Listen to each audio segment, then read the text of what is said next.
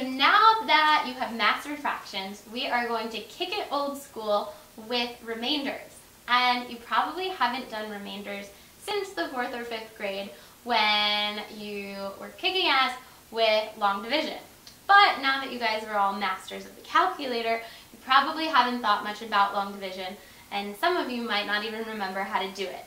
However, the SAT loves throwbacks, and they really started to throw in remainders more and more since they changed the SAT in 2005. So even though it seems like a super basic concept, it's really important that you remember how to do it so you're not totally freaked out when they're asking you about a remainder. So if we think about remainders, we can solve for a remainder in 2 ways. One is our old school fave, long division, or if you're really freaked out by long division, you can use your friend the calculator. So first, we're going to do it long division wise and go through the process. So if we do it without a calculator, what we want to do, so let's say that you want to find the remainder when 13 is divided by 4. So using our lovely long division, what we remember back from 4th grade is that we figure out how many times 4 goes into 13. So we know that 4 goes into 13 3 times, so that goes on top of our house. Then we multiply what's on top of our house by what's on the side of our house, and we get 12. And we put that under the 13. How much fun is this? Then we get to subtract these two, and we get a 1.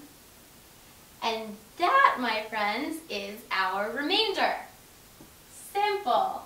Lovely. What we did there is we kind of backed off and we didn't get the decimal. So we learned remainders before we could understand what a decimal was. Now we're all experts and we use decimals all the time, so we don't really use remainders. But basically the remainder is just how many times it goes in and then what part is left over. So we have 1 left over after 4 goes in 3 times. So that's how you do your remainder on paper. If you guys are totally calculator obsessed, like most of you are, then you can do it on your calculator as well. And what you get is something like this. So if you type 13 divided by 4 into your calculator, you get 3.25.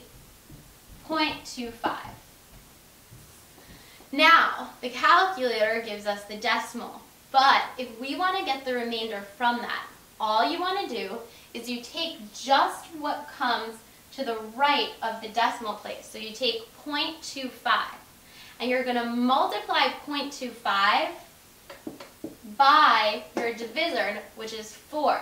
So if you take 0.25 and you multiply it by what we divided by, which in this case is 4, we get 0.25 times 4 is 1, which is exactly the same thing that we got in our long division way. So whether you like to kick it old school with long division, or if you're calculator obsessed and you can't let it go, you can get the remainder either way.